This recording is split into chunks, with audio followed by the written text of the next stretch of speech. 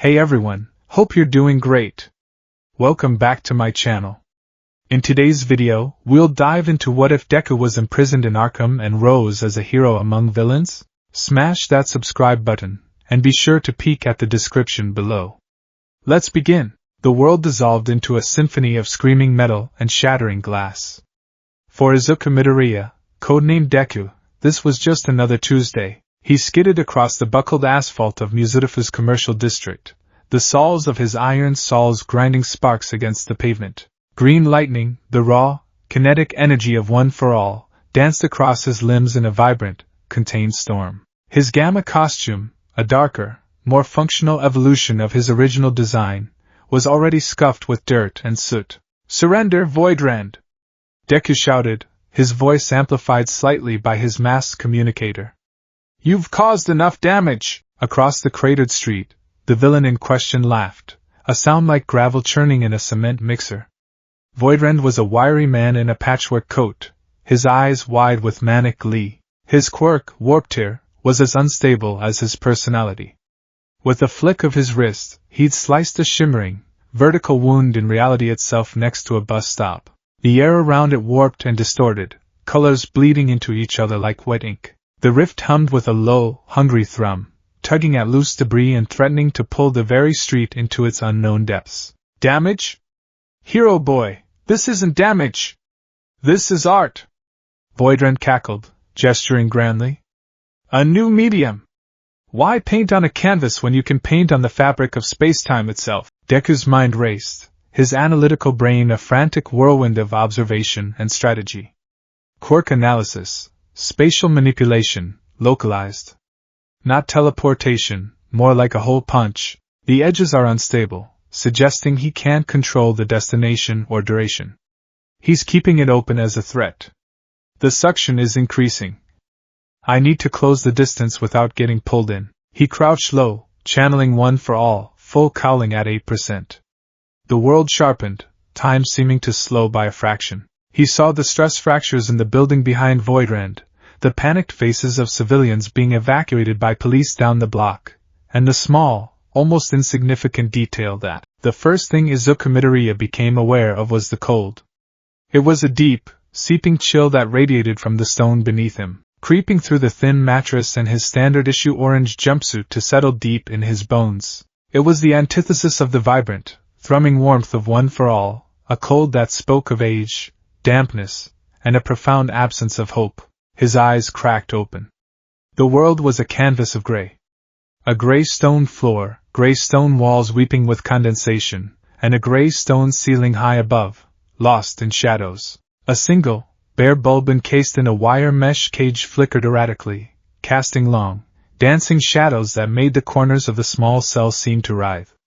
There was no window, just a solid steel door with a small, barred slit at eye level and a slot at the bottom for a food tray. The memories of the past day crashed down on him not as a wave, but as a leaden weight, pressing him into the mattress.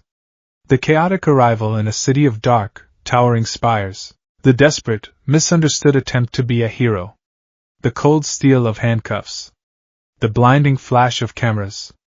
The judge's bored, dismissive voice. The final, deafening clang of the asylum's gates.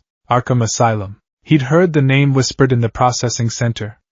It was a name spoken with a unique blend of fear and reverence, as if it were both a prison and a dark cathedral. Now, he was part of its congregation. A low moan echoed from a cell down the long corridor, followed by a sudden, sharp shriek that was cut short. Then, silence, made heavier and more menacing by the brief interruption. Izuku sat up, pulling his knees to his chest, the rough fabric of the jumpsuit scratching against his skin. He was shivering, but he wasn't sure if it was from the cold or the fear. He tried to center himself, to call upon the lessons of his masters. He could feel One for All, a tiny, dormant ember in the core of his being. It was there, a familiar comfort in this terrifyingly alien place, but to use it here? Even a flicker of full cowling would be seen as an act of aggression. It would prove them right. It would cement his place in this tomb. The sound of heavy, booted footsteps approached, accompanied by the rhythmic jangling of keys. They stopped outside his door. Izuku tensed, his muscles coiling instinctively. A face appeared in the barred slit, fleshy and framed by a greasy, thinning comb-over. The man's name tag read Bowles. His eyes were small and mean, sweeping over Izuku with casual contempt. "Morning, sunshine!" The guard, Bowles, grunted, his voice a low, rumbling sneer. "Sleep well? Or did the ghosts of all the people you chopped up keep you awake?" I didn't hurt anyone," Izuku said, his own voice sounding small and weak in the oppressive silence. Bowles barked a laugh, a wet, ugly sound. "Yeah, right. That's what they all say. The last guy in this cell said he was the king of the squirrels. At least he was original. I'm a hero from another dimension. Heard that one twice last year. Get creative, kid." He rapped his baton against the steel door, the sharp sound making Izuku flinch. "On your feet, metahuman. You've got an appointment with the shrink. Welcome to the first day of the rest of your pathetic life." The lock groaned, a sound of protest from rusted metal. The door swung inward, and the smell of the hallway hit Izuku like a physical blow, a nauseating cocktail of industrial disinfectant, stale urine, and something else, something like old, lingering madness. Bowles gestured with his baton. "Move it! Keep your hands where I can see 'em. You so much as twitch funny, and I'll be testing the conductivity of that fancy lightning of yours with Tazy here." He patted the taser holstered at his hip. Izuku complied, stepping out of the cell. The corridor was a long, Gothic archway of stained stone and flickering fluorescent lights. The air was thick with sound, a low, constant hum, the distant dripping of water, a soft, rhythmic banging from one of the cells, and a constant, almost subliminal chorus of whispers and moans. It was a symphony of human misery. As Bowles prodded him along, Izuku took in his surroundings. He was in a place built to contain monsters, and it had become a monster itself. The very walls seemed to watch him, the shadows in the corners seeming to coalesce into leering faces. He saw inmates through the slits in their doors. Some stared back with vacant eyes. Some screamed obscenities. One was simply laughing, a quiet, continuous giggle that was somehow more unnerving than the loudest scream. They passed the heavily reinforced cell, the door thicker than the others, with a complex series of locks. As they drew near, a sound erupted from within that froze the blood in Izuku's veins. It was a laugh, not a happy laugh, or even a manic one. It was a sound of pure, nihilistic chaos, high-pitched and jagged, a sound that promised pain and reveled in absurdity. It sliced through the cacophony of the asylum, and for a moment, every other noise ceased, as if in deference. Bowles flinched, his sneer wiped clean from his face for a split second, replaced by a flicker of genuine fear. He shoved Izuku forward, harder this time. "Keep moving! Don't listen to him." Izuku's heart hammered against his ribs. He didn't know who was in that cell, but he knew, with a certainty that chilled him to his core, that he was in the presence of a truly bottomless evil. It was a darkness that made all for one's calculated cruelty feel almost rational by comparison. Dr. Harleen Quinzel's office was an island of determined sanity in an ocean of madness. The walls were painted a calming, clinical white. A diploma from Gotham State University hung perfectly straight. The books on her shelves were neatly organized. A single, cheerful-looking potted plant sat on her windowsill, its green leaves a stark, vibrant rebellion against the gray world outside. She was young, with bright blonde hair pulled back into a professional bun and intelligent blue eyes behind stylish glasses. She offered Izuku a small, practiced smile as Bowles shoved him into the chair opposite her desk and left, locking the door behind him. "Good morning," she said, her voice even and calm. "My name is Dr. Quinzel. I'm your assigned psychiatrist. And you are?" She looked down at the file on her desk. "Well, your file just says John Doe. No prints in any system, no dental records, no identification. It also says you're prone to violent outbursts and suffer from a severe savior complex. Is there a name you prefer to go by?" Izuku swallowed, his throat dry. "My name is Izuku Midoriya." She jotted it down on a notepad. "Izuku. Is that Japanese?" He nodded. "Yes. I'm from Japan. From another world." "I know how that sounds, but it's the truth." Harleen tapped her pen on the notepad, her expression a careful mask of professional empathy. I see. And in this other world, you're a hero? I'm a hero in training, Izuku corrected, a flicker of pride cutting through his fear. I attend UA High School, the top hero academy in the country. My quirk, my superpower, is called One for All. It's a stockpiling quirk that's been passed down from person to person. I'm the 9th holder. He spoke with an earnestness that was, to Harleen, the most fascinating part of his psychosis. He wasn't rambling. He wasn't manic. He was delivering his story with the simple, straightforward conviction of someone stating a fact, like the sky being blue or water being wet. The details were intricate, consistent. He had constructed an entire world inside his head. This One for All, she said, leaning forward slightly. Is that what caused the damage downtown? The police report mentioned energy discharges, almost like lightning. Yes, Izuku said, his shoulders slumping. I can't control it perfectly yet. I was trying to stop a mugging, but I miscalculated the output. I didn't mean to destroy anything. I swear I was trying to help. You see a lot of people who need helping, don't you, Izuku? Her voice was soft, coaxing. Your file mentions a savior complex. That's a term for people who feel a compulsive need to rescue others, often to their own detriment. It's not a complex, he insisted, frustration creeping into his tone. It's a hero's job. When someone is in trouble, you're supposed to help them. That's what All Might taught me. All Might? Harleen's pen was moving again. Is he another hero from your world? He's the greatest hero of all time. Izuku's eyes lit up, the way a devout believer speaks of their god. The symbol of peace. He could stop villains with a single punch and save people with a smile. He gave me One for All. He chose me. Harleen's professional face softened with a flicker of genuine pity. It was a classic case, textbook even. A young man, likely having suffered some immense trauma, develops a dissociative fugue state. He creates a rich, detailed fantasy world where he isn't helpless, but powerful. Where he isn't a victim, but a chosen one, mentored by an idealized, godlike father figure. The quirks UA High All Might. It was all a deeply woven psychological defense mechanism. The metahuman abilities were a complication, but Gotham had seen stranger things. Izuku, she said gently. I want to help you. But for me to do that, you have to be willing to work with me. We need to try and separate this fabricated reality from what's actually real. Can you tell me about your life before you came to Gotham?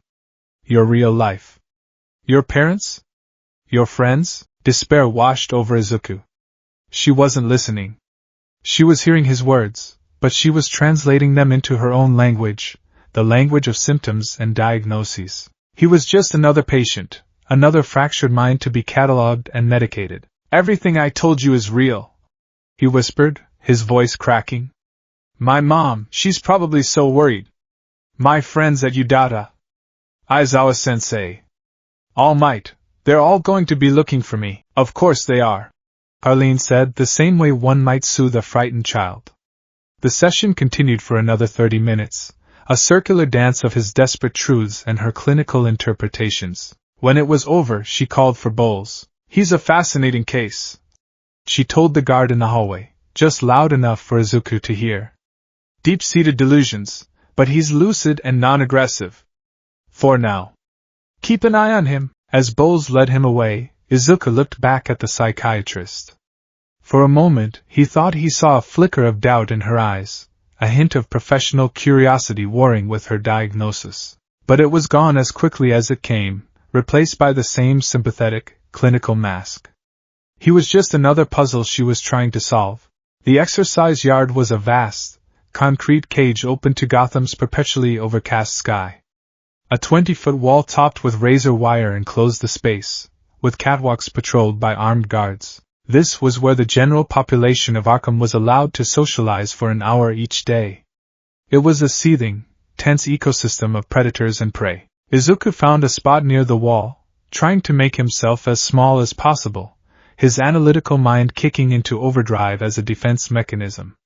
He wasn't Deku, the hero in training anymore. He was a survivor, and he needed to understand the rules of this new, terrifying jungle. He saw the cliques immediately. A group of hulking brutes with prison tattoos, clearly the muscle. A cluster of twitchy, nervous men who traded in whispers and stolen cigarettes. And then there were the isolates, the ones who were too powerful, too insane, or too dangerous to belong to any group. His eyes were drawn to a massive figure sitting on a stone bench, effortlessly dominating his space. The man was enormous, well over 7 feet tall, with a hide of thick gray-green scales. It was clear he was the source of the metahuman designation on Izuku's file. His name, whispered with fear by those who passed by, was Killer Croc. He wasn't talking to anyone, just gnawing on a piece of what Izuku desperately hoped was mystery meat from the cafeteria, his yellow, reptilian eyes scanning the yard with cold, predatory intelligence. He was a force of nature, a primal beast in human form. In a far corner of the yard, there was a small, secluded patch of dirt where a few pathetic weeds struggled for life. Tending to them was a woman with fiery red hair that cascaded down her back. Even in her drab orange jumpsuit, she possessed an impossible, lethal grace. She seemed utterly serene, separate from the chaos around her, whispering to the struggling plants. But Izuku could feel the danger radiating from her, a palpable aura that kept everyone, even Croc, a respectful distance away. Poison Ivy. Another name he'd heard whispered. She was an anomaly, a splash of vibrant, dangerous life in this monochrome world of decay. Izuku catalogued it all, the social dynamics, the guards' patrol routes, the invisible lines of territory. This was what he did. He analyzed. He strategized. It was the only piece of his old self he had left. He was so engrossed in his observations that he almost missed him. Across the yard, a man with thinning hair and thick, bottle-lens glasses was staring directly at him. He was leaning against the wall, a smug, superior smirk on his face. He held a stolen pen and was tapping it against his temple, as if solving a complex equation. Izuku felt a shiver run down his spine. The man's stare was intensely analytical, as if he were trying to deconstruct Izuku, to see the gears turning in his head.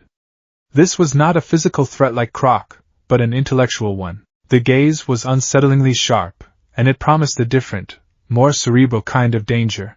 An hour of tense observation later, a loud buzzer signaled the end of yard time. The inmates were herded back inside, the shuffling, miserable procession leading to the asylum's great, echoing mess hall. The cafeteria was the heart of Arkham's darkness. The acoustics of the cavernous room amplified every scrape of a fork, every slobbering chew, every muttered threat into a deafening roar. The air was thick with the smell of boiled cabbage and desperation. Izuku got his tray of gray, gelatinous slop and found an empty spot at the end of a long, steel table. He kept his head down, focusing on the simple, mechanical act of eating. He just needed to get through this. Survive today, and then figure out a plan for tomorrow. Well. Look what we got here, boys. The voice was greasy and smug. Izuku looked up. 3 inmates stood over him, blocking out the light. The one in the middle was a short, weaselly man with a broken nose and a crude tattoo of a penguin on his neck. New fish. The man, who Izuku's brain unhelpfully supplied was probably named Leo, sneered. And he's sitting in my spot. Izuku looked around. There were dozens of empty seats. This wasn't about the spot. Sorry, Izuku said, starting to get up. I didn't know. The weaselly man slammed a beefy hand on Izuku's shoulder, forcing him back down. Not so fast. There's a tax for sitting in my spot. Your dessert. He pointed a grimy finger at the single, dry-looking biscuit on Izuku's tray. This was it. The first test. Izuku's mind raced. He could feel one for all buzzing under his skin, a coiled serpent ready to strike. A flick of his finger at 5% would break the man's arm. A full-on punch would send him through the stone wall. It would be so easy. It would establish him as someone not to be messed with. It would prove he was strong, and it would prove Dr. Quinzel right. He can save people with a smile. All Might's voice, a memory from a world away, echoed in his head.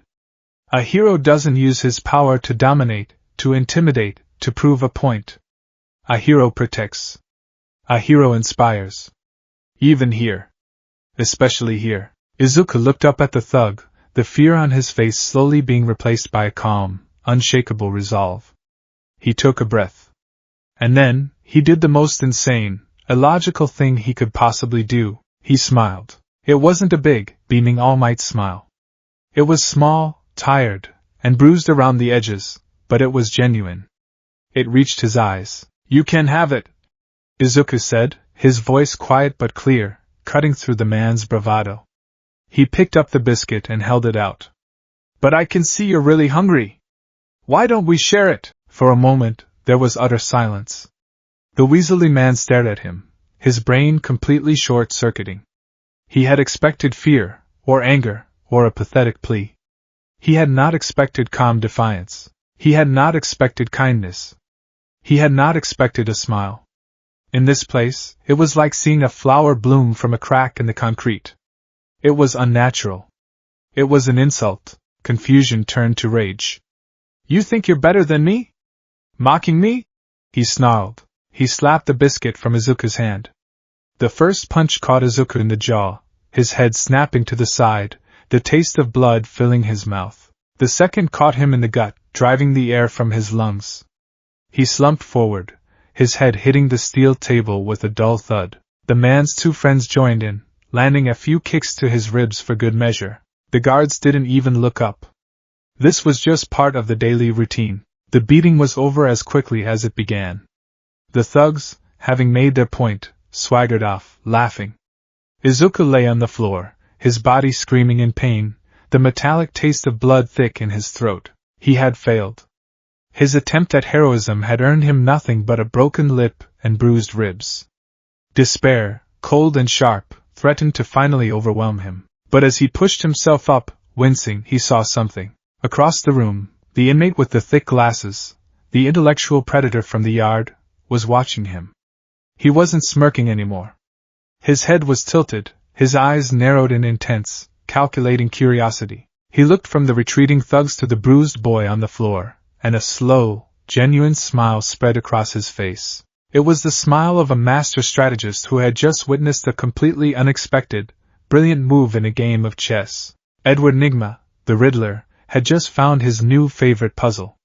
And in the darkest corner of Arkham Asylum, a single, tiny seed of heroism, watered with pain and defiance, had just begun to take root. Pain was a constant, unwelcome companion. A dull throb in his ribs with every breath, a sharp sting on his lip whenever he tried to speak too quickly. The physical aches were a brutal, unending reminder of his new reality. But for Izuku Midoriya, the greatest pain was the feeling of powerlessness. He, the inheritor of One for All, the next symbol of peace, was reduced to a punching bag in a prison cafeteria. The thought was a corrosive acid, eating away at the edges of his hope. He lay on his cot in the oppressive gray of his cell, staring at the ceiling. He could give in. He could let the despair consume him, become another hollow-eyed shell shuffling through the halls of Arkham. It would be easy. But the memory of All Might's skeletal, determined face, the echo of his mother's worried voice, the imagined disappointment in his classmates' eyes, they were anchors in the storm. He couldn't just survive this place. He had to conquer it. Not with his fists, but with his mind. His mind was the one thing they hadn't taken from him. It was the tool he had honed long before his body could handle a fraction of his quirk. It was the source of his muttering, his obsessive analysis, his greatest strength. He had to be a hero here, but the definition of heroism had to change. Here, a hero wasn't someone who could punch through a wall. A hero was someone who could see a crack in it. The next day, during clean-up duty in the lavatory, he found his weapon. A guard, sloppy and complacent, had left a cheap, half-used ballpoint pen on a sink counter. Izuku's heart hammered. With practiced subtlety, honed by years of trying not to be noticed as the quirkless kid, he palmed it while wiping down the mirror, slipping it into the loose waistband of his jumpsuit. It was a small, pathetic act of theft, but it felt like recovering a holy relic. Paper was a greater challenge. It was a controlled commodity. But Arkham was old and decaying. He found scraps everywhere once he started looking. A piece of hardened, forgotten cardboard under his cot. The rough, brown paper towels from the lavatory. Even the thin, starchy napkins from the mess hall, carefully folded and smuggled out. His greatest prize was a small, mostly empty roll of toilet paper, which he carefully unspooled. It wasn't parchment, but it would have to do. That night, under the flickering, uncertain light of the hall lamp bleeding through his cell's slit, Izuka Midoriya began to write. He smoothed a piece of cardboard against the floor and started a new notebook. The title, scratched in shaky letters, was a testament to his unbreakable spirit, Arkham Asylum, analysis for future reference. It was a promise to himself. There would be a future, and this knowledge would matter. His first entry was tactical. Survival. Entry 1. The staff, guards, subject, guard Frank Bowles. Mid-40s, overweight. Walks with a slight limp on his left side, favors it after long shifts. Key indicator of fatigue. Carries keys on his right hip. They jingle with a specific rhythm, can hear him coming from 2 corridors away. Primary motivation appears to be a sadistic enjoyment of his authority, especially over those who can't fight back. However, observation in the yard shows he avoids direct confrontation with Ater inmates, Croc, Joker's cell, etc. Cowardly when faced with a true threat. Susceptible to bribery. Saw him take a pack of cigarettes from one of Penguin's men to look the other way during a shakedown. Also susceptible to flattery and gossip. Can be distracted by conversations about sports, specifically the Gotham Rogues football team. His cruelty is a performance, a mask for his own inadequacy. Threat level, low, physical, high nuisance, exploitable. Subject, Nurse Chapel. Late 20s, looks perpetually exhausted.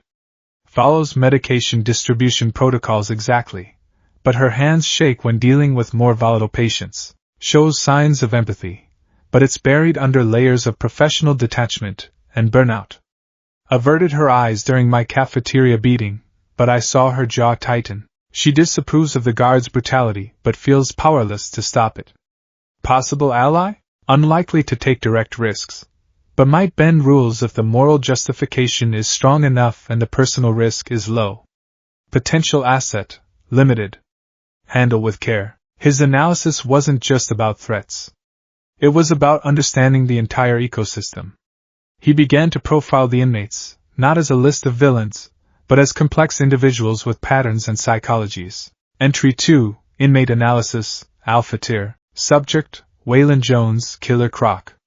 Metahuman. Condition appears to be a severe form of epidermolytic hyperkeratosis, likely congenital. Highly territorial. His zone in the yard is the bench near the west wall.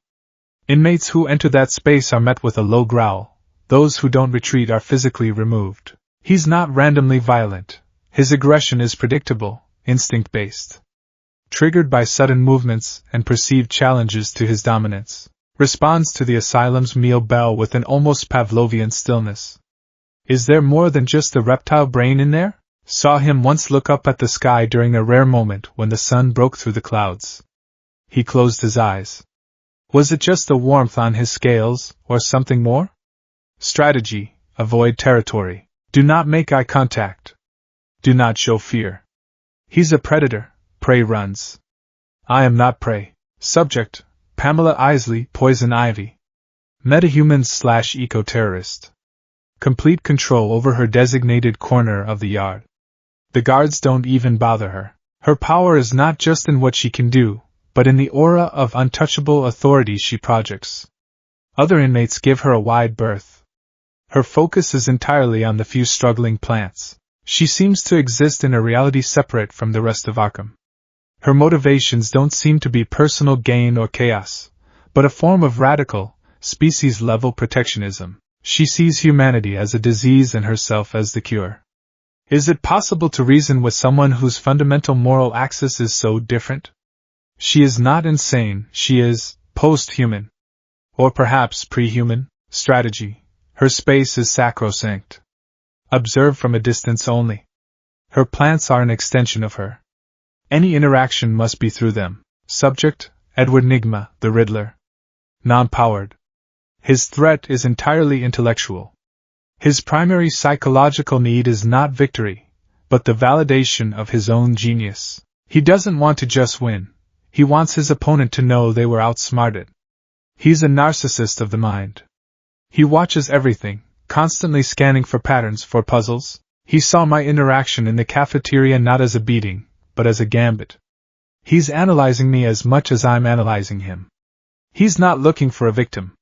He's looking for a worthy player. Strategy, engage cautiously. His games are never what they seem. The riddle is only the first layer.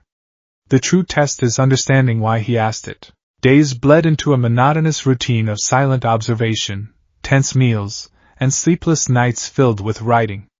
The notebook became his world. It was his shield and his sword. It gave him purpose. It reminded him that even stripped of his costume and his name, he was still Deku, the analyst. One afternoon, during his work detail mopping the floors of the low-security medical wing, he saw it.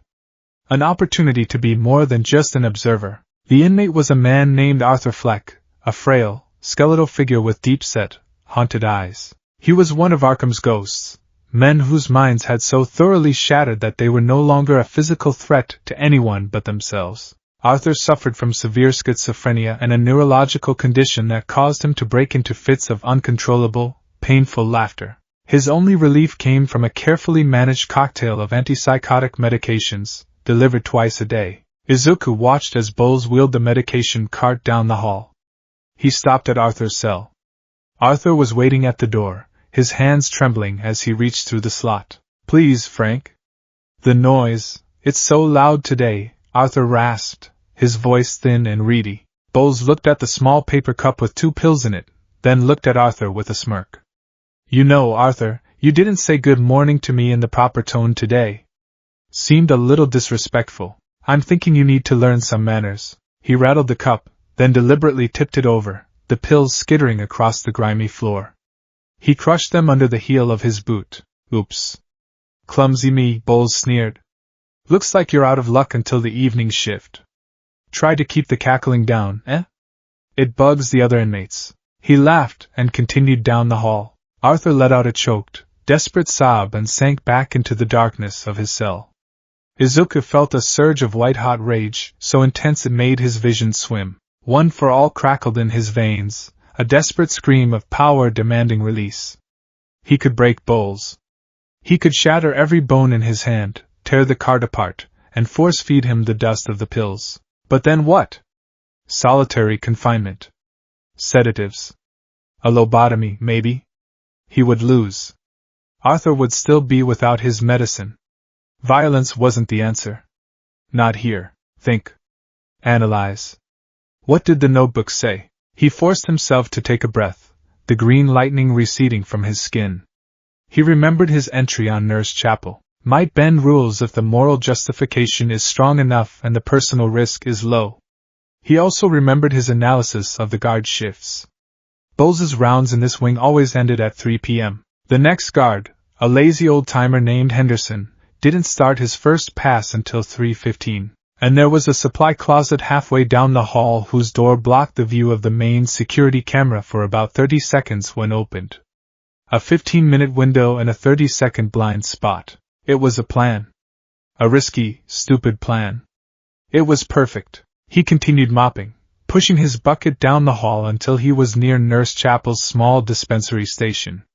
She was organizing files, her face a mask of tired indifference. "Excuse me, ma'am," Izuku said, his voice barely a whisper. He didn't look at her, focusing on a particularly stubborn scuff mark on the floor. "What is it, inmate?" she asked, not looking up. "It's about Arthur Fleck," he murmured, his back still to her. Bowles crushed his medication. "He's starting to spiral. I can hear him." Faintly, the sound of Arthur's pained, uncontrollable laughter began to echo from his cell. Chapel's hands paused over her files. She sighed, a deep, weary sound. "Bowles is a sadist, and the warden doesn't care. There's nothing I can do. It's not my shift to dispense. The next shift is Henderson," Izuku whispered, still scrubbing the floor. "He takes 15 minutes to get here from the main hall. And the camera near the west supply closet is blocked when the door is open. Arthur's cell is in that blind spot. Just thought you should know." He said nothing more. He just kept mopping, pushing his bucket further down the corridor. He didn't look back. He didn't know if she would do it. He had laid out the pieces, shown her the opening. The choice was hers. He felt his heart pounding a frantic rhythm against his bruised ribs.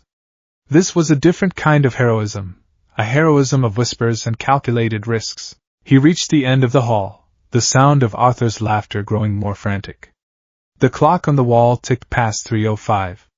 Bowles had already left. Henderson was nowhere in sight. It was now or never. Then he saw it. Nurse Chapel emerged from the dispensary. She walked briskly down the hall, holding a small paper cup. She didn't look at Izuku. Her face was set, determined. As she passed the supply closet, she swung the door open, as if looking for something. For 30 seconds she and Arthur's cell door were completely obscured from the camera's view. Izuku heard the metallic scrape of the cell slot opening, a few murmured words, and then the sound of someone gratefully swallowing. The pained laughter subsided, replaced by a shuddering silence. Nurse Chapel closed the closet door, turned, and walked back to her station without a second glance. It was over. A small, quiet victory in a war fought in the shadows.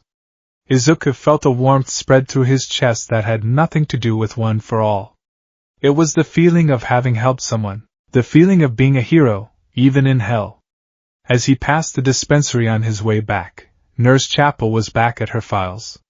She didn't look up, but as he passed, she spoke, her voice low and soft. "There's a scuff mark by the water fountain you missed, inmate." It was the closest thing to a thank you he could have imagined. And it was enough. That evening, the routine was broken. As the inmates filed into the cafeteria, a different guard was at the door, handing out the trays. As he handed Izuku his, the guard grunted. "Nigma said to make sure you got the clean one." Izuku frowned, confused. He took the tray. It was identical to all the others, a slab of gray meatloaf, a scoop of pale mashed potatoes, and a cup of water. He carried it to his now customary isolated seat at the end of a table. As he sat, he noticed something. Condensation from the cold water cup had formed on the metal tray, and in the thin film of moisture, a single sentence was traced, as if by a fingertip. "I have cities, but no houses. I have mountains, but no trees. I have water, but no fish. What am I?" Izuku stared at the words. A riddle. It was from him. Nigma. He had seen the medication incident. He must have. This was a test. A communication. A move in a game Izuku didn't even know he was playing. His mind churned. Cities, but no houses, mountains, but no trees. He thought of geography, of landscapes, of cartography. The answer clicked into place with a satisfying snap. A map. He looked up, scanning the chaotic mess hall. Nigma was sitting 2 tables away, seemingly engrossed in his meal. But his eyes, magnified by his thick glasses, flicked towards Izuku for a fraction of a second. A map. But what did it mean? Was it just a random riddle to test his intelligence? Nigma was never that simple. The riddle wasn't the puzzle. The answer was the puzzle. A map to what? He finished his meal, his mind racing. He replayed the day in his head. The guard's words. Nigma said to make sure you got the clean one. The answer is a map. The clue is clean. Clean up duty. The lavatory. Where he'd found the pen. He had to wait for hours, his nerves frayed with anticipation. Finally, during the last block before lockdown, he was assigned to a team cleaning the main floor lavatories. While the other inmates listlessly sloshed water around, Izuku went to the sinks. The mirrors were old, the silvering beginning to flake away around the edges. But behind them, set into the wall, was a small maintenance access panel, the kind that led to the plumbing. A map of the pipes. His heart pounded. He glanced around. No one was watching. He ran his fingers along the edge of the panel.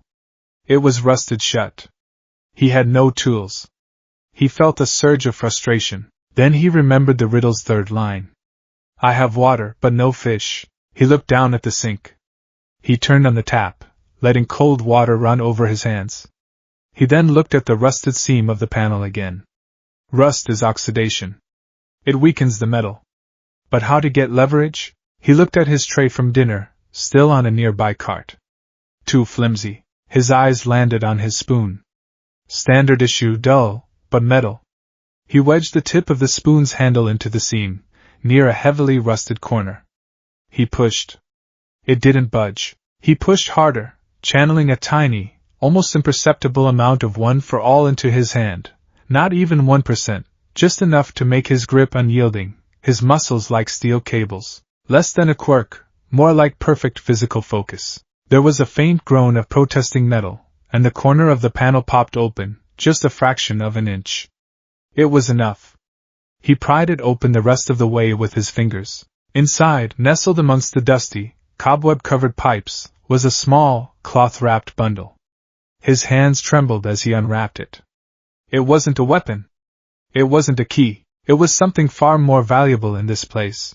Inside the cloth was a perfectly sharpened, 6-inch stick of pure graphite, the kind artists used, and a small, folded bundle of clean, crisp, blank paper. It was a treasure beyond measure. He quickly hid the bundle in his jumpsuit, pushed the panel back into place, and finished his work, his mind reeling. This wasn't just a gift. It was a message. Nigma hadn't just given him tools, he had acknowledged him. He had seen Izuku's mind at work and had decided to arm it. As the inmates were herded back to their cells for lockdown, Izuku passed Nigma in the hall. The Riddler didn't say a word. He simply adjusted his glasses, and for a fleeting moment, a small, almost imperceptible smirk played on his lips. It was a look of profound intellectual satisfaction. The game had begun.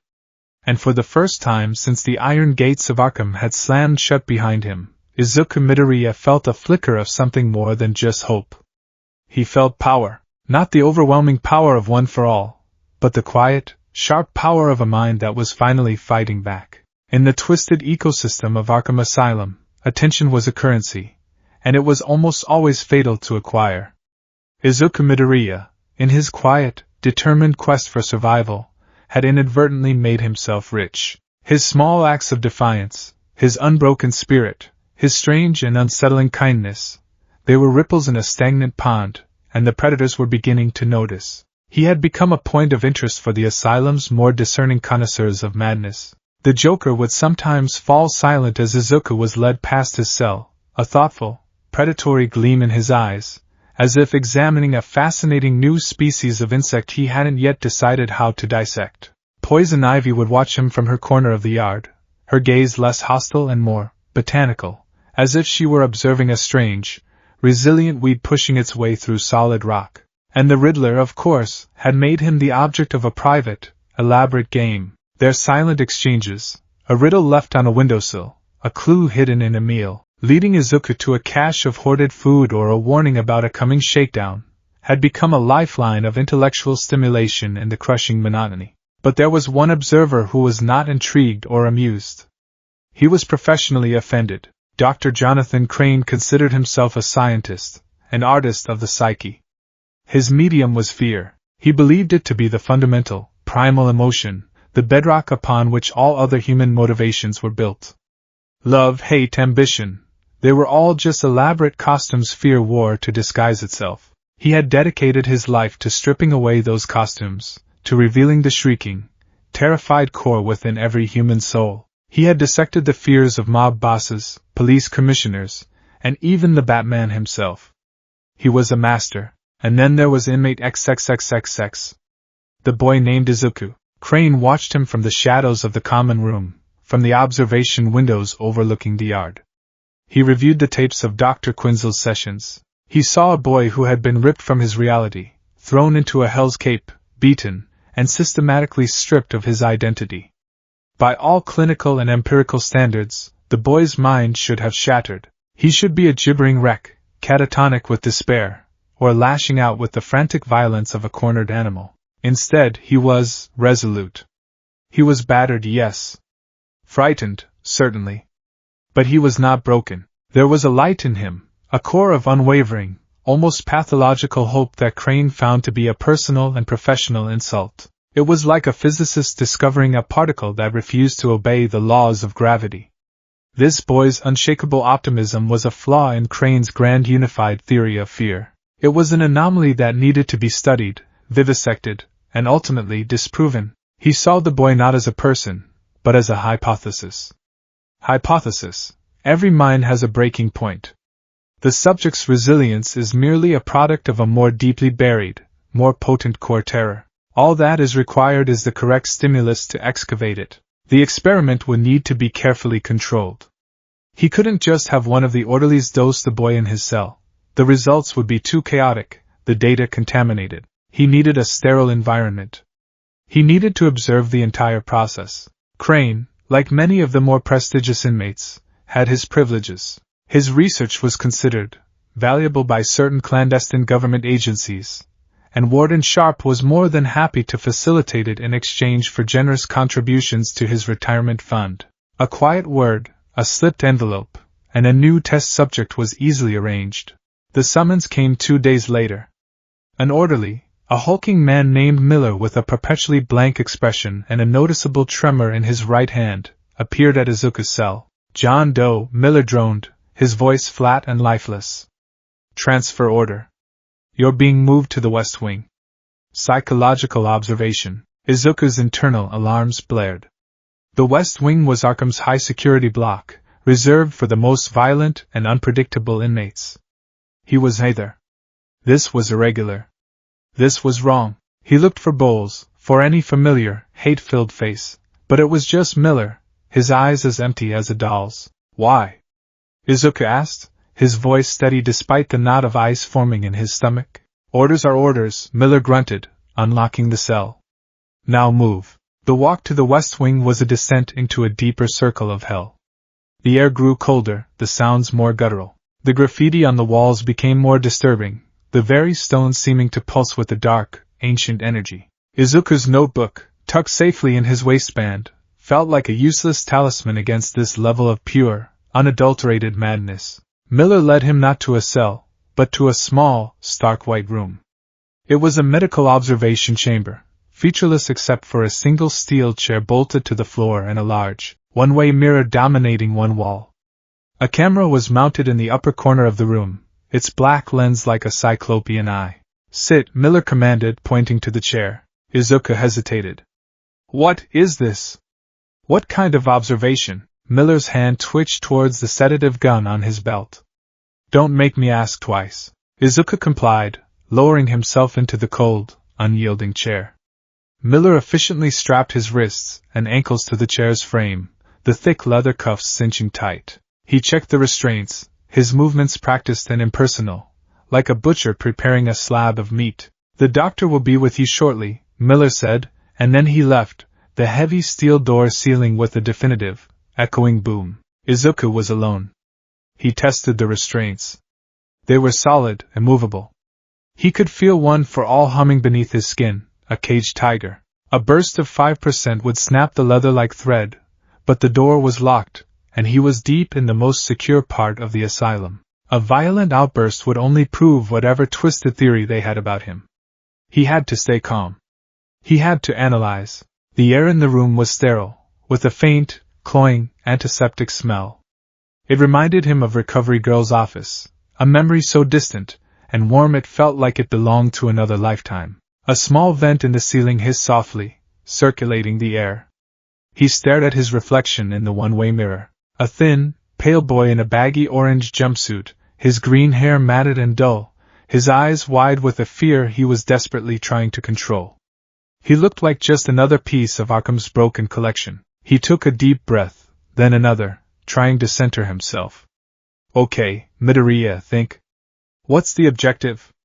"They want to observe me." "Why?" "My behavior has been non-confrontational.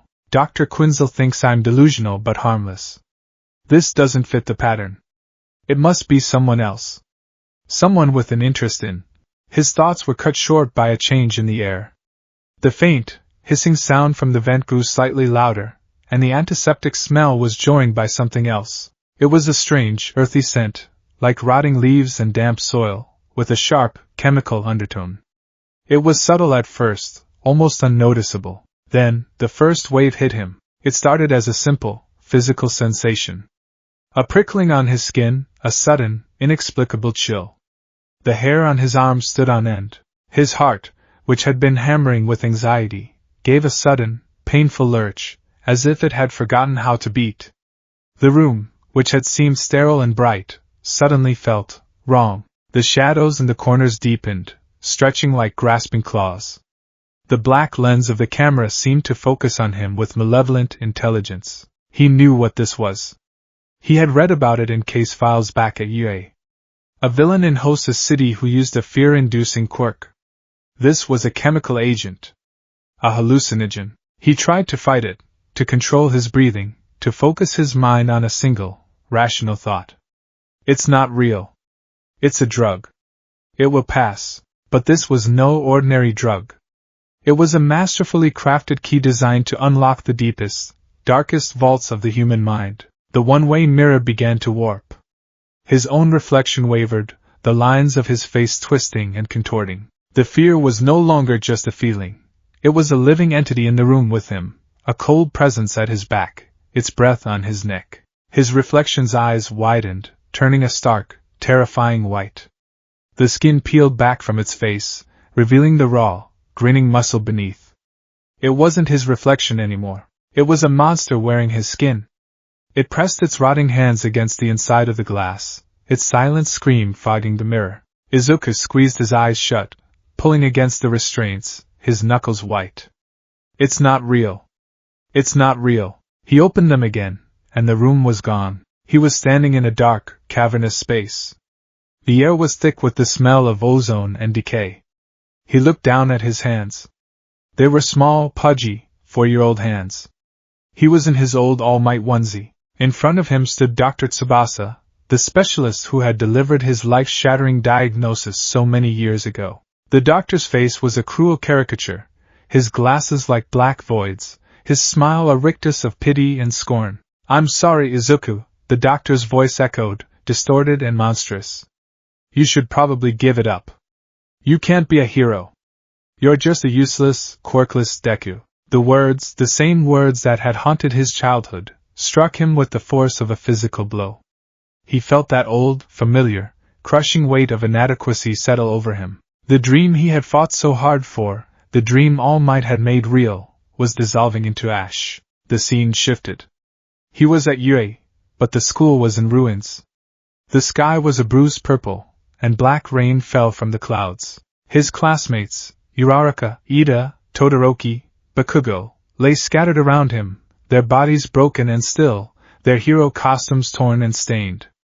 Their lifeless eyes stared up at him, wide with accusation. Kaken was propped against a broken wall, his face pale, a dark stain spreading across his chest. He coughed, a wet, rattling sound, and looked at Izuku. There was no anger in his eyes, only a terrible, weary disappointment. "You see, Deku?" Bakugo rasped, his voice a ghost of its usual explosive power. "You were always useless. You had all that power, the power of All Might, and you couldn't save us. You couldn't save anyone." "No," Izuku choked out, tears streaming down his face. "No, Kaken, I'm sorry. I'm sorry." He reached for him, but his friend dissolved into dust, blown away by a cold wind that whispered a single, damning word: failure. The world dissolved again, and he was facing his greatest fear. It was All Might. But not the towering, smiling symbol of peace. This was the true form, the skeletal, sunken-eyed Tashinori Yagi, his body a wreck, steam pouring from his mouth with every ragged breath. He was impaled on a shard of black metal, his blood pooling on the ground around him. He looked at Izuku, his blue eyes, once so full of hope and pride, now filled with a bottomless, soul-shattering regret. "I was wrong, my boy," All Might wheezed, his voice thin and brittle. "I made a mistake. The quirk. One for all, it requires a true hero. Someone strong, born to be great. I let my sentiment, my desperation, cloud my judgment. I chose poorly." He reached out a trembling, blood-stained hand and placed it on Izuku's chest, right over his heart. Izuku felt an excruciating, tearing sensation, as if his very soul were being ripped from his body. The warm, vibrant ember of one for all inside him sputtered and died, leaving behind only a cold, empty void. "You were never worthy," All Might whispered, his eyes closing for the last time. "No!" The scream was torn from Izuku's throat, raw and full of a pain that went beyond the physical. This was the death of his spirit. Everything he was, everything he had ever hoped to be, was a lie. A mistake. He was just a quirkless, useless Deku who had been playing dress-up in a real hero's shoes. He had failed everyone. He had killed his idol. The despair was absolute. It was a black ocean, and he was sinking into its crushing, lightless depths. There was nothing to hold on to, nothing to fight for. It was over. Behind the one-way mirror, Dr. Jonathan Crane watched with rapt, clinical fascination. He sat in a comfortable chair, a notepad on his lap, a mug of tea steaming beside him. Dr. Harleen Quinzel stood beside him, her arms crossed, her face pale, a look of profound horror in her eyes. Warden Sharp had insisted she observe, to better understand her patient's condition. Fascinating, Crane murmured, scribbling a note. The subject's primary fears are not personal or physical, but ideological. Failure. Unworthiness. The betrayal of a messianic father figure. The psychological architecture is remarkably complex. On the monitors, Izuku was thrashing in the chair, his eyes wide and unseeing, a guttural, agonized sound escaping his lips.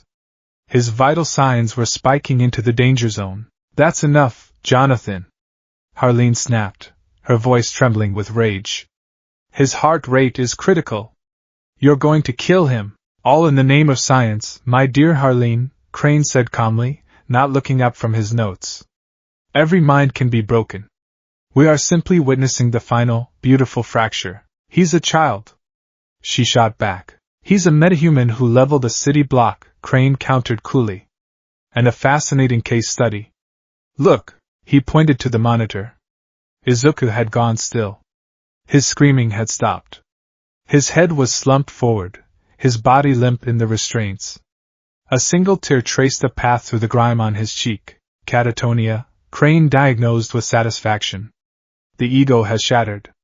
The mind has retreated into a state of total shutdown to protect itself from unbearable psychic trauma. The hypothesis is proven. He is broken. Harleen stared at the screen, her heart aching. She had seen this before. The empty, shattered look of a soul that had been pushed past its limit. She had failed him. She had let her clinical judgment blind her to the possibility that this terrified, earnest boy was telling the truth. Now, she was an accomplice to his psychological murder. But then, something happened. On the monitor, Izuku stirred. His head lifted slowly, painfully. His eyes, which had been vacant, began to focus. He was staring at his own hands strapped to the arms of the chair. In the black, silent abyss of his despair, Izuku felt a flicker. It was a tiny, insignificant thing. A memory. He was a child, watching that same, endlessly repeated video of All Might's debut. The hero, emerging from the wreckage, a dozen people cradled in his powerful arms. He was laughing in the face of disaster. Why are you smiling?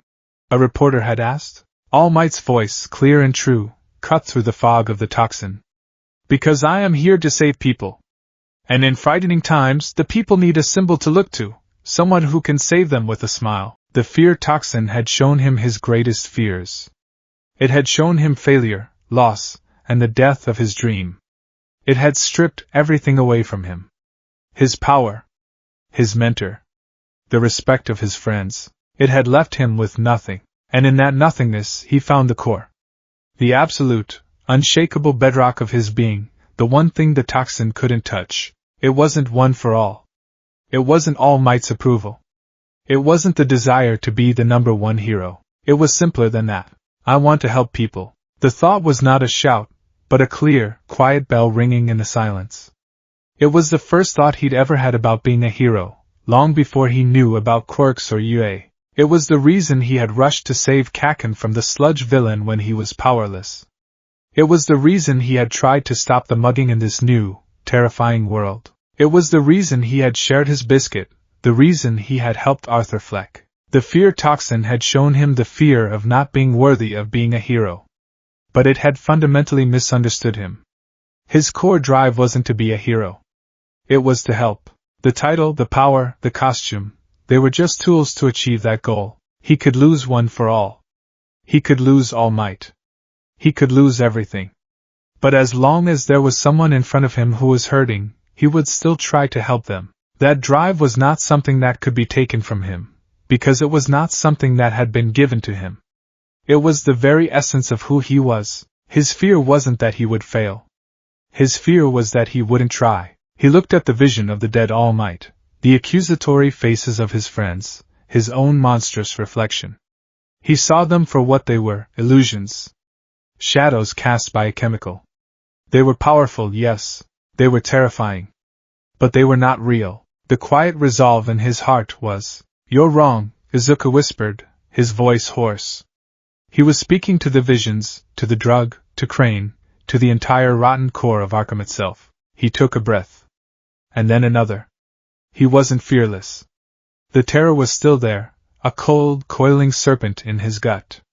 But he could feel it, acknowledge it, and not let it control him. He could be terrified and still be himself. "I am afraid," he said, his voice growing stronger, clearer. He looked directly at the one-way mirror, as if he could see the man on the other side. "I'm afraid of failing. I'm afraid of not being good enough. I'm afraid of losing the people I care about. But that's okay," he smiled. It was a watery, broken thing, but it was a smile nonetheless. It was the most defiant act he could imagine, because even if I fail, even if I'm not worthy, I will never, ever stop trying to help. As he spoke, he felt it. A warm, familiar thrum in the void where his quirk had been. One for all. It hadn't been ripped out. It hadn't been destroyed. It had just been hidden by the fear. Now, fueled by his reaffirmation of his core identity, it flared back to life, a gentle, comforting warmth spreading through his limbs. The hallucinations began to flicker and fade, their power over him broken. The dead All Might dissolved into smoke. The ruined Yue crumbled into dust. The room solidified around him, returning to its sterile white reality.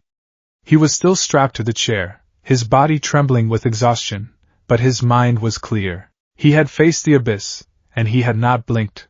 Behind the glass, Jonathan Crane stared, his teacup halfway to his lips, his scientific certainty shattered. It was impossible. No one fought off a full, concentrated dose of his latest formula. No one, not without a counteragent. Not without having their psyche permanently scarred. This boy had looked his deepest fears in the eye and had smiled at them. He hadn't conquered them through brute force or ignorance. He had accepted them. He had integrated them into his worldview and found strength in them.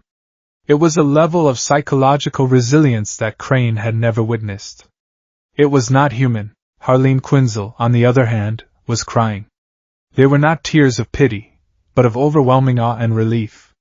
She had just witnessed something extraordinary. She had watched a boy, alone and terrified, descend into the deepest recesses of his own personal hell and emerge not broken, but stronger.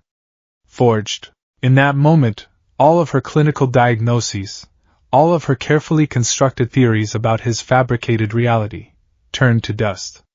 You could not fake that kind of courage. You could not manufacture that kind of spirit. Everything he had told her, about Yue, about All Might, about being a hero from another world, was true. She knew it with a certainty that chilled her to the bone and filled her with a new, terrifying sense of purpose. "Stop the gas," she said, her voice low and dangerous. Now, Crane, for once in his life, was speechless. He simply nodded, his mind reeling, and flicked a switch on the console. The hissing from the vent in the observation room stopped. As orderlies came in to unstrap the exhausted but lucid patient, Harleen stormed out of the observation room. She had a new patient to protect. And she had a case file to start building. Not a psychiatric one, a legal one. She was going to find the truth, and she was going to get this heroic, impossible boy out of Arkham if it was the last thing she did. The aftershocks of Dr. Crane's experiment lingered for days. Izuku's world was a landscape of muted colors and trembling hands. Sleep offered no escape, only fractured replays of his deepest fears. All Might's disappointed eyes, Bakugo's final, rasping words. He would wake up with a gasp, the cold stone of his cell a poor substitute for solid ground, his heart hammering a frantic, desperate rhythm against his ribs. Yet, something fundamental within him had shifted. The fear was still a part of him, a phantom limb that ached with the memory of the toxin, but it was no longer his master. He had stared into the void, and the void had stared back, and in that silent, terrifying communion, Izuku had found his own, immovable center. The experience hadn't broken him, it had tempered him. The ambient, oppressive despair of Arkham, which had once felt like a suffocating blanket, now seemed thin and threadbare. He had faced a far more personal and potent darkness inside his own mind and had survived. His newfound resilience did not go unnoticed.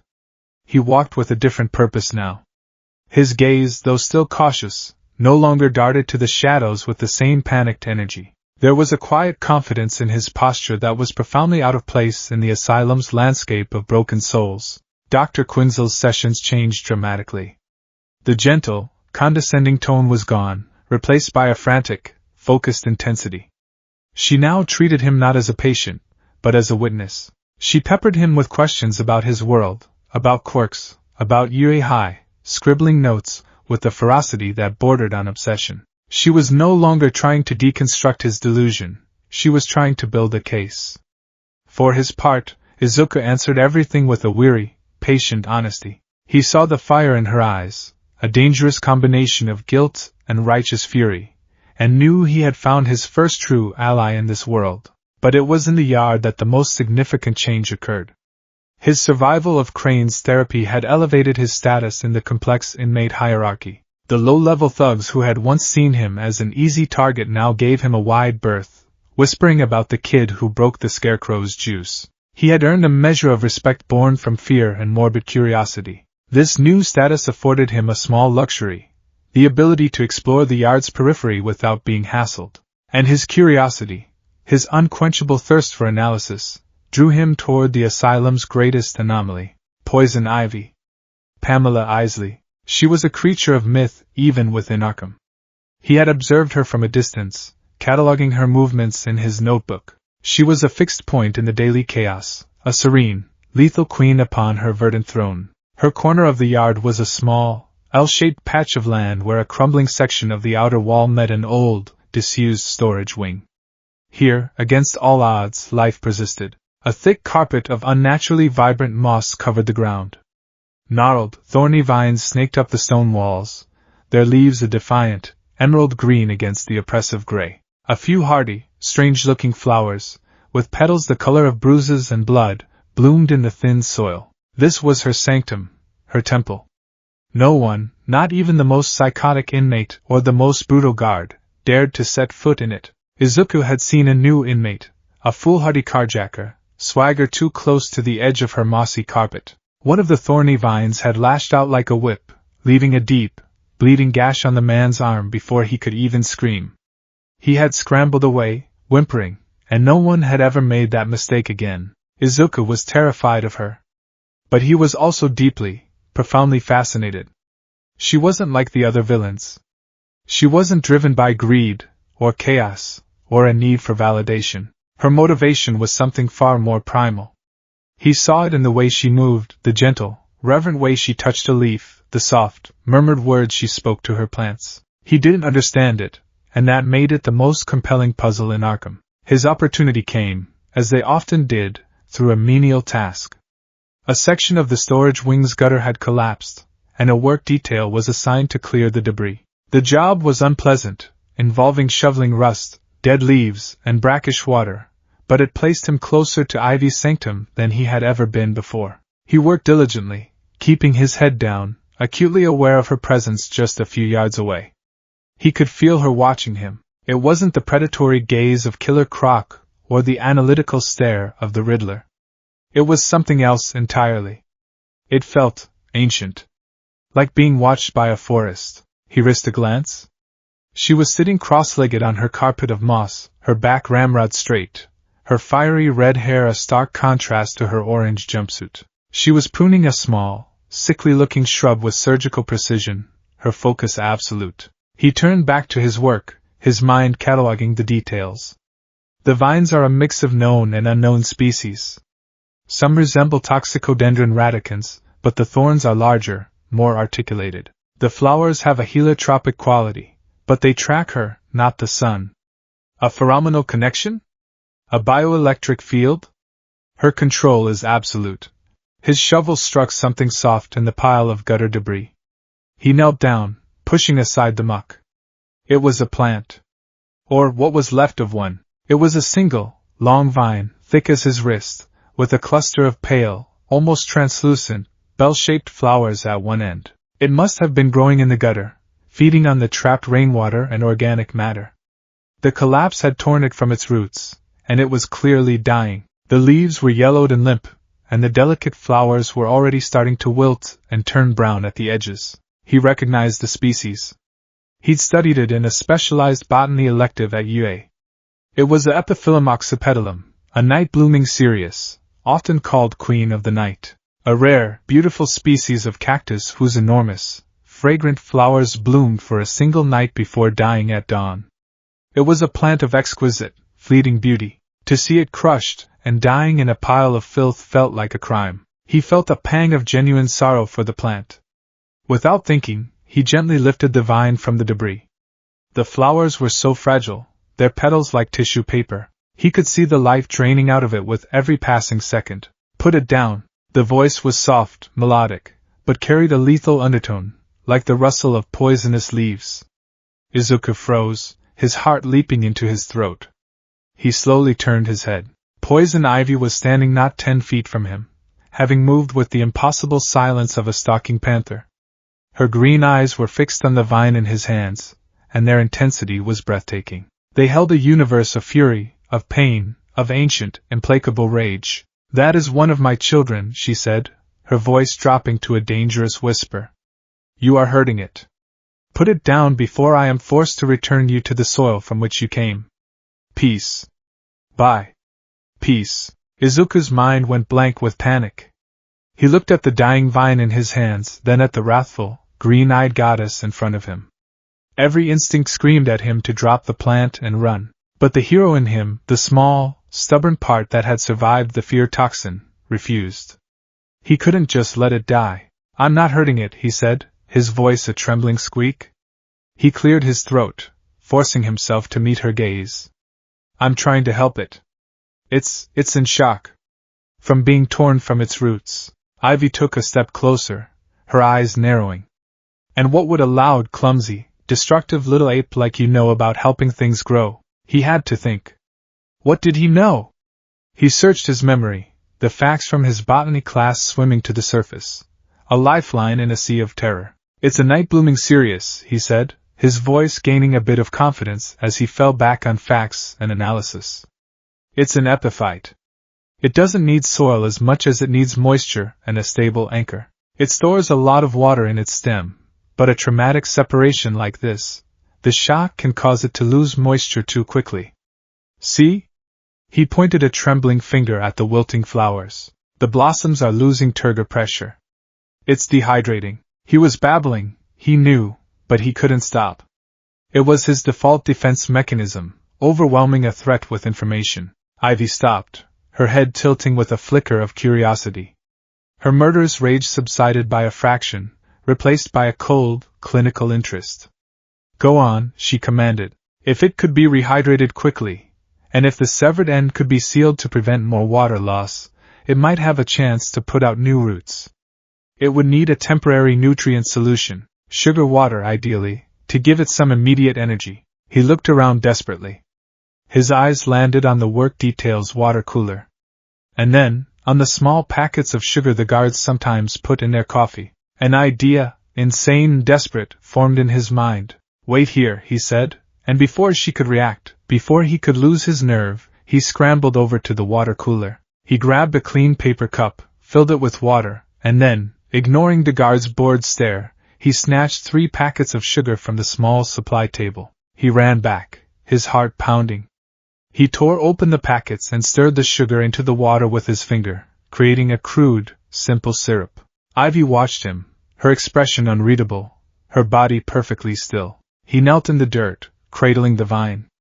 "Okay," he whispered, more to the plant than to her. "This is probably going to hurt." He took the severed end of the vine, which was ragged and torn, and with a deep breath, he bit down on his own thumb, hard. A bead of dark red blood welled up. He carefully, gently, smeared his own blood over the raw, exposed wound at the end of the plant's stem. "What are you doing?" Ivy's voice was a sharp intake of breath. "Sealing the wound," Izuku explained, his voice strained. My blood will clot. It should create a temporary, organic seal to stop the moisture loss. It's better than nothing. Then, he took the paper cup of sugar water and, with infinite care, he began to pour it over the limp, yellowing leaves and the wilting, translucent flowers. He watched as the liquid beaded on the waxy surface, some of it being absorbed, some of it dripping down onto the thirsty moss below. For a long moment, nothing happened. The vine lay limp and lifeless in his hands. He had failed. He had mutilated himself for nothing, and now this terrifying woman was going to kill him. He looked up at her, ready for the end. But he didn't see rage in her eyes. He saw astonishment. A profound, world-altering shock. And then, he saw it. A single, wilting petal on one of the bell-shaped flowers trembled. It slowly, almost imperceptibly, began to unfurl, regaining a fraction of its former shape and luster. A faint, sweet, intoxicating fragrance, the ghost of what its full bloom would have been, filled the air around them. The vine was still dying. But it was fighting. It was responding. Izuku let out a breath he didn't realize he'd been holding. Poison Ivy sank to her knees in front of him. She reached out a hand, not toward Izuku, but toward the flower, her fingers tracing its edge without touching, a look of utter reverence on her face. A single, perfect tear traced a path down her cheek, leaving a trail of impossible green in its wake. No one, she whispered, her voice thick with an emotion Izuku couldn't name. In all my years, no one has ever bled for them. Not for me. She looked at Izuku then, and for the first time, he didn't see a villain. He didn't see a monster or a goddess. He saw someone who was profoundly, achingly lonely, someone who had been fighting a solitary war for so long she had forgotten what it was like to have an ally. You are a strange creature, Izuku Midoriya, she said, her voice now a soft murmur. He was stunned that she knew his name. You are loud, and clumsy, and you reek of industrial society. But your heart, it beats with a green rhythm. I can feel it. She gently took the wounded vine from his hands, her touch as soft as falling leaves. She cradled it like a newborn child. He will not survive, she said, a deep, ancient sadness in her voice. The damage is too great. But you have given him a moment of peace before he returns to the soil. You have given him a good death. That is a kindness I will not forget. She stood, turning her back on him to carry the vine back to the center of her sanctum. She stopped at the edge of the moss. The men who work for Cobblepot plan to ambush the Riddler in the laundry room tomorrow, she said without turning around. They mean to break his hands, to rob him of his ability to write. I do not care for either of them, but you seem to value the game. Do with that information what you will. And with that, she was gone, disappearing into her small, impossible jungle. The guard blew a whistle, signaling the end of the work detail. As Izuku walked back toward the main block, his mind was reeling. His thumb throbbed, his heart ached for the dying plant, and his mind raced with the implications of what had just happened. He had approached one of Arkham's most dangerous inmates, not with a plan or a strategy, but with a simple, impulsive act of empathy. He hadn't seen a monster. He'd seen someone fiercely protective of life, in whatever form it took. And she, in turn, hadn't seen another destructive human. She had seen, as she put it, a bright green anomaly. He had made a connection. Forged a fragile, tentative bridge between two worlds. He had planted a seed of trust in the most barren soil imaginable. He touched the notebook through the thin fabric of his jumpsuit. He had a new entry to write. And he had a warning to deliver. The game with the Riddler had just taken on a new, more dangerous dimension, and an unlikely alliance, born from blood and a dying flower, had just given him his next move. The Batcave was a sanctuary of order darkness, a cavern of cold stone and humming technology dedicated to a singular, obsessive purpose. It was a place where chaos was analyzed, where madness was catalogued, and where the endless, screaming entropy of Gotham City was, for a few precious hours each night, forced to submit to the rigors of logic and forensic science. Tonight, however, the logic was failing. Bruce Wayne, cloaked in the familiar, comforting weight of the Batsuit, stood before the main console of the Bat-computer. His cowl was off, revealing a face etched with fatigue and a deep, simmering frustration. On the massive, multi-part screen before him was an array of conflicting, impossible data that refused to resolve into a coherent pattern. The central display showed a complex energy wave analysis. It was a recording of a massive, anomalous burst of tachyons and exotic particles that had erupted in Gotham's industrial district several weeks ago. The signature was unlike anything he had ever seen, not boom tube radiation, not a speed force event, not a magical incursion. It was a violent, uncontrolled tear in the fabric of spacetime, a wound that had healed as quickly as it had opened, leaving behind only this lingering, theoretical ghost. Coincidentally, the GCPD had responded to a metahuman incident at the same location, at the exact same time. A powerful, unknown meta with some form of bioelectric energy discharge had caused significant property damage while apparently stopping a mugging. The suspect, a teenager in a bizarre green costume, had been apprehended. No identification. No criminal record. No matches in any database on the planet, and Bruce had access to them all. The boy had rambled about being a hero from another world. A standard, open and shut case of a delusional, unregistered metahuman. He had been fast-tracked through Gotham's notoriously overburdened and corrupt justice system and buried in the one place where impossible stories were the norm, Arkham Asylum. Normally, Bruce's involvement would have ended there.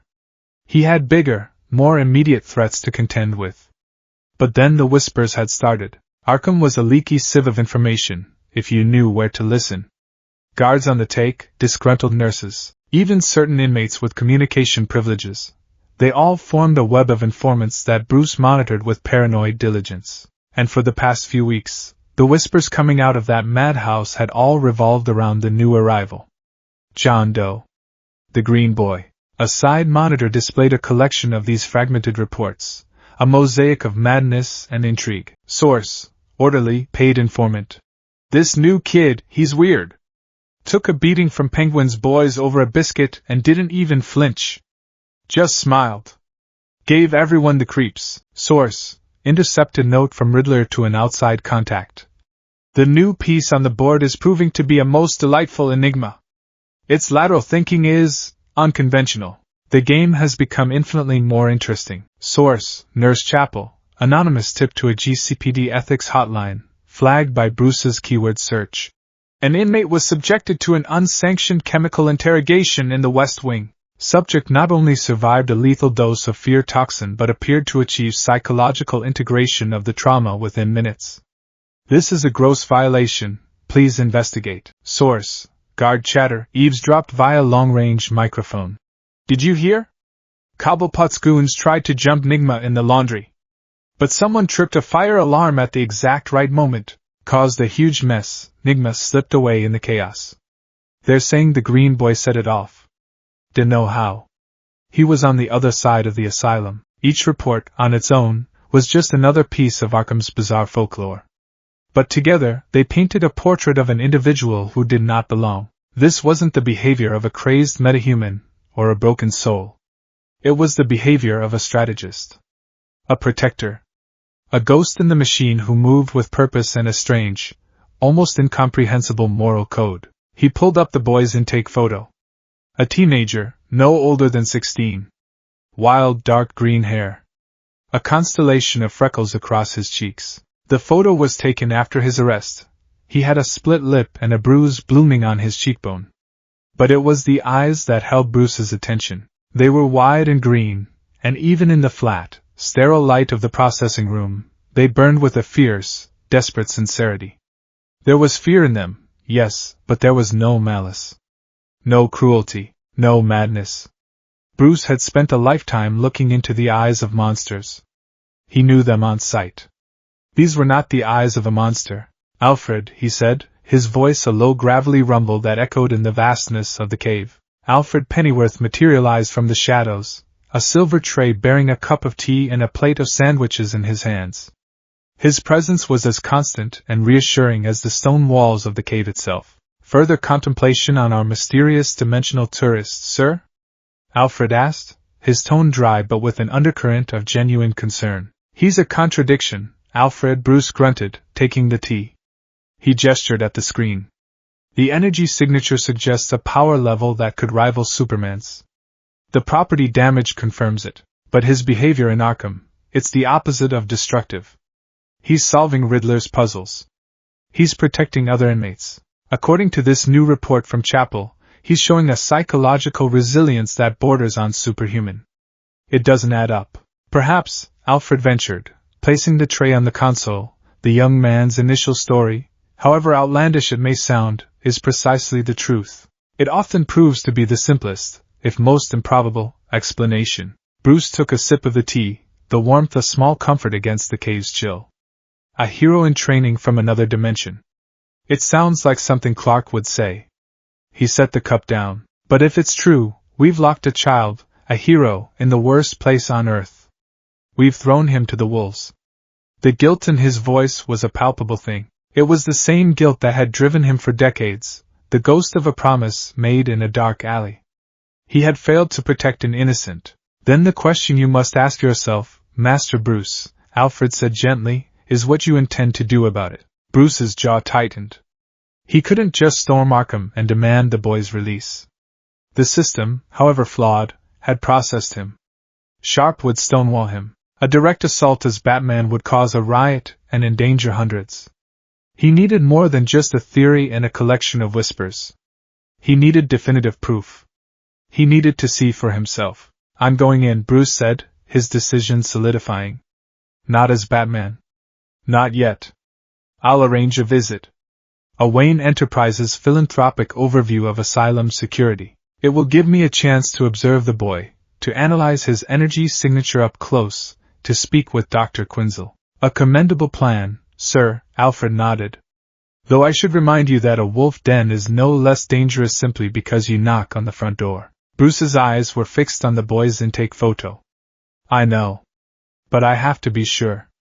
He had to know if this child was another one of Gotham's broken souls, or if he was something else entirely. A flicker of hope in a city that had all but forgotten the meaning of the word. Dr. Harleen Quinzel was running on caffeine, guilt, and a newfound, terrifying sense of clarity. Her office, once a sanctuary of ordered professionalism, was now a chaotic war room. Medical textbooks were pushed aside to make room for legal tomes. Her patient notes on azucamidaria were no longer filled with psychiatric speculation but with detailed, verbatim transcripts of their sessions, cross-referenced with astronomical data on tachyon particles she downloaded from the Star Labs public servers and obscure folklore about interdimensional travel. She was building a case for a miracle, and she knew she sounded like a lunatic. Her colleagues treated her with a new, concerned distance. They saw the wild, obsessive look in her eyes and whispered about the Arkham sickness, the slow, creeping madness that eventually infected everyone who worked there. Even Warden Sharp had called her into his office, his face a mask of false fatherly concern, and suggested she take a vacation. She knew it was a warning. She was digging into a case the system wanted to remain buried, and she was making people nervous. Her greatest source of anxiety, however, wasn't the administration. It was him, patient J801.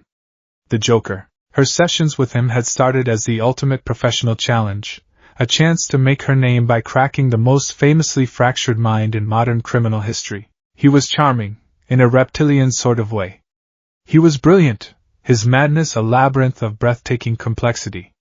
He had been her Everest. Now, her weekly sessions with him felt like walking into a cage with a tiger that knew she was afraid. He could sense the shift in her focus. He could feel that her obsessive energy was no longer directed at him. And he hated it. You seem distracted today, Harley, he crooned, his voice a silky, menacing purr from the other side of the reinforced glass of his cell. He was in a straitjacket, but he seemed no less dangerous. If anything, the restraint only amplified the coiled, venomous energy he exuded. Your mind is elsewhere. Thinking about your little pet project? The little green bird who fell out of his nest? Harleen forced her face into a neutral, professional mask.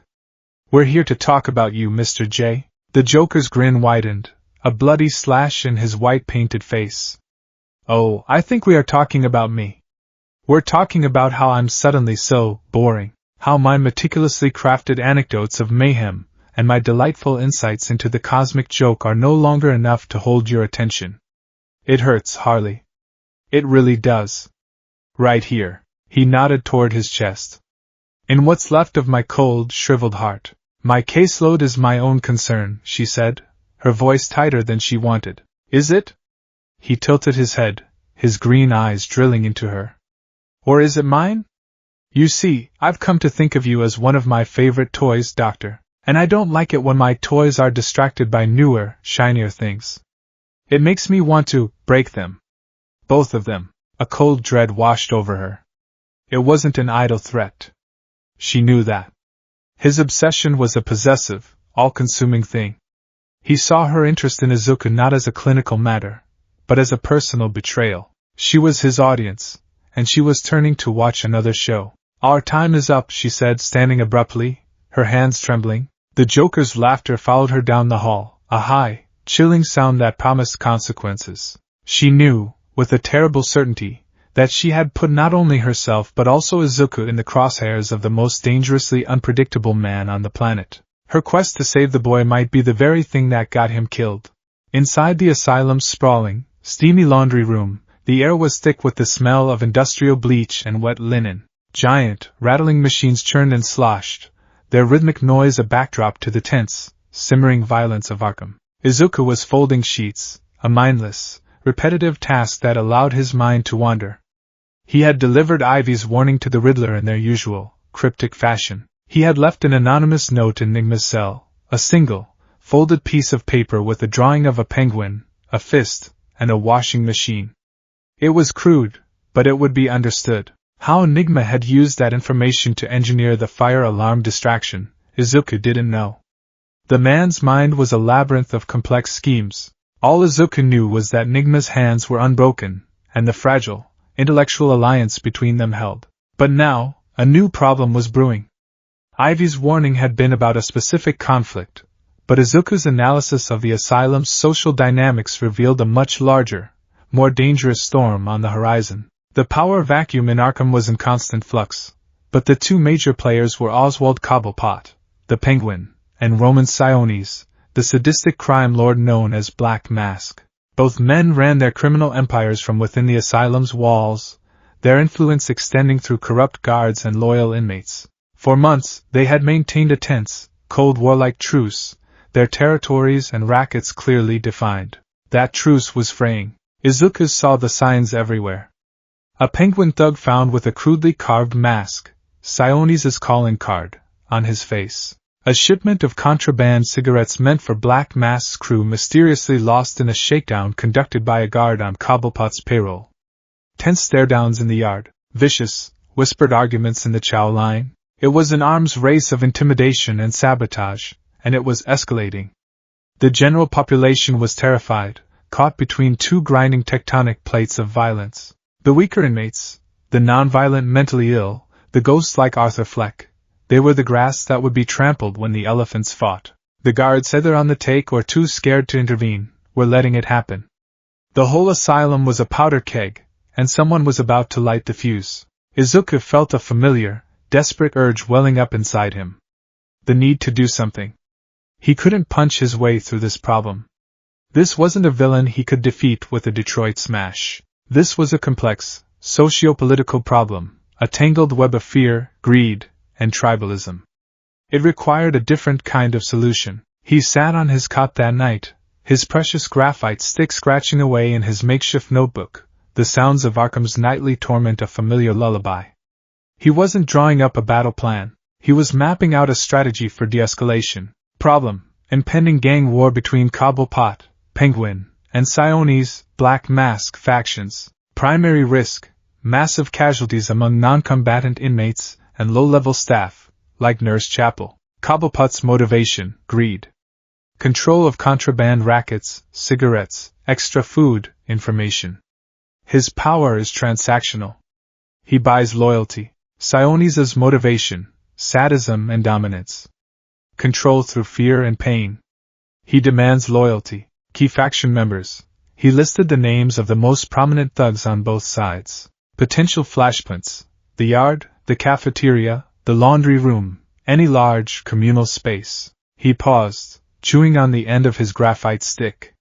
How could he, a single, powerless inmate, possibly stop a war between two crime lords? He couldn't fight them both. He couldn't reason with them. He needed a third option. A way to disrupt the conflict itself. He thought about the lessons of his teachers at Aizawa-sensei's emphasis on stealth and misdirection. All Might's principle of creating a symbol of hope. But how could you be a symbol of hope in a place that was defined by its absence? The answer, when it came to him, was so audacious, so insane, that he almost dismissed it. He couldn't stop the war. But maybe, just maybe, he could control where it was fought. He could create a sanctuary. He began to sketch a rough map of the asylum's main floor, based on his work details and observations. He circled the medical wing, where Arthur Fleck was housed. He circled the infirmary and Dr. Quinzel's office. He circled the small, isolated wing where Mr. Freeze's cryochamber for his wife, Nora, was kept under special contract, a location he had learned about from a gossiping orderly. These were the places that housed the most vulnerable, the non-combatants. If he could find a way to redirect the main thrust of the violence, to create a fortified, defensible safe zone for the people who would otherwise be caught in the crossfire. It was an impossible plan. It would require perfect timing, flawless execution, and a level of manipulation he wasn't sure he was capable of. It would mean putting himself directly in the path of the storm. He looked down at his notebook, at the desperate, hopeful map he had drawn. It was a hero's plan. It was the kind of plan that would make All Might proud. A loud buzzer jolted him from his thoughts. It was the midnight lockdown alarm, but it was different. It was frantic, continuous. It was followed by the unmistakable, thunderous boom of an explosion from the far end of the asylum. The lights flickered, then died, plunging his cell into absolute, terrifying darkness. The low hum of the asylum's power grid was gone, replaced by a new sound, a rising chorus of triumphant, bloodthirsty screams. A new voice, amplified by the asylum's PA system, crackled through the darkness. It was a voice of pure, gleeful anarchy, the same voice that had haunted his first day in this place. "Good evening, Arkham," the Joker's voice sang, dripping with theatrical madness. "This is your friendly neighborhood agent of chaos with a special announcement. Due to budget cuts, all security systems have been retired. The doors are open, the guards are hiding, and the kiddies are free to come out and play. Let's get this party started with a bang." The lock on Izuku's cell door clicked open. The powder keg had just exploded, and Izuku Midoriya was standing right at the center of the blast.